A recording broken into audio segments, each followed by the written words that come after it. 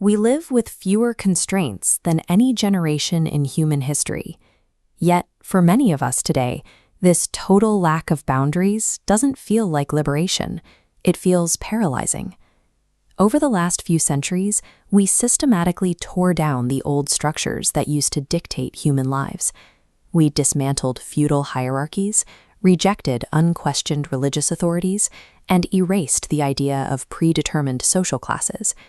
But stepping outside of those rigid roles leaves the individual standing entirely alone. Without a societal map telling you exactly who to be, you are dropped into a vast open landscape without a compass. The philosopher Søren Kierkegaard argued that staring into this sheer openness of possibility produces an intense psychological dizziness. He called this feeling dread. The terror of our modern condition doesn't come from being locked in a cage. It comes from the sudden, overwhelming realization that there is absolutely nothing tying us down. Jean-Paul Sartre took this idea to its absolute limit. He proposed that for humans, existence precedes essence. There is no divine plan, no inherent human nature, and no fate to hide behind. Because you weren't born with a pre-written script, every single action you take becomes a definitive choice. You have to invent your own identity from scratch, step by step, and you cannot opt out. Even sitting still and doing nothing is a decision. You are entirely responsible for the consequences of your own inaction. Sartre concluded that we are condemned to be free. Agency is an inescapable structural condition of our lives, one that makes us permanently accountable for the people we eventually become. Today, we apply this burden of endless choice to every corner of our lives, from our careers and relationships to our daily routines. Everything is treated as a problem we have to solve through our own willpower. Look at this pathway diagram. Every time you commit to one specific trajectory, you instantly close the door on countless others. This creates a graveyard of abandoned selves, a mental archive of the alternate identities you could have lived. With every major decision, this graveyard expands.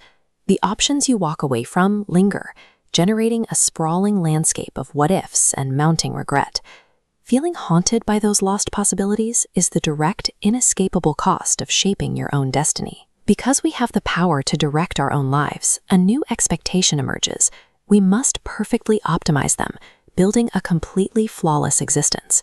When reality inevitably falls short of that standard, there is no cosmic fate to blame.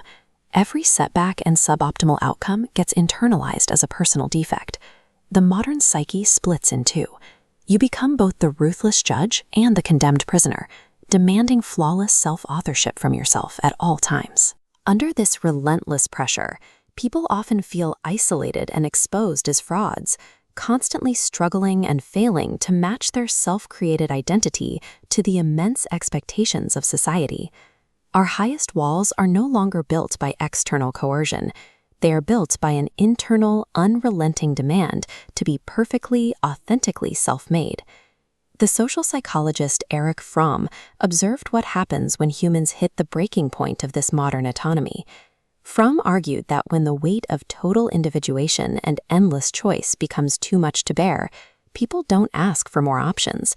They actively look for ways to escape their own freedom. One major escape route is authoritarianism. People will gladly hand over the burden of choice to a strict leader or a rigid ideology, trading away their independence just to regain a sense of certainty.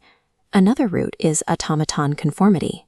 Instead of navigating the anxiety of uniqueness, individuals surrender their agency to blend entirely into the crowd, seeking the safety of being a small cog in a massive machine. Faced with the terrifying expanse of infinite possibility, human beings will voluntarily build psychological prisons and lock themselves inside, simply for the relief of having walls to lean against. Neither extreme offers a real solution. Retreating from the void into blind conformity strips you of your humanity, but trying to endlessly maximize every possible option will break your mind. The existentialist philosophers were right.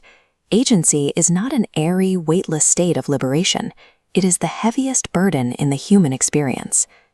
Building a meaningful life means we have to stop searching for boundless horizons.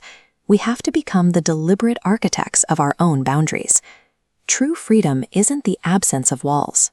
It is the courage to willingly chain yourself to the passions, obligations, and people that make the terrifying weight of existence worth carrying.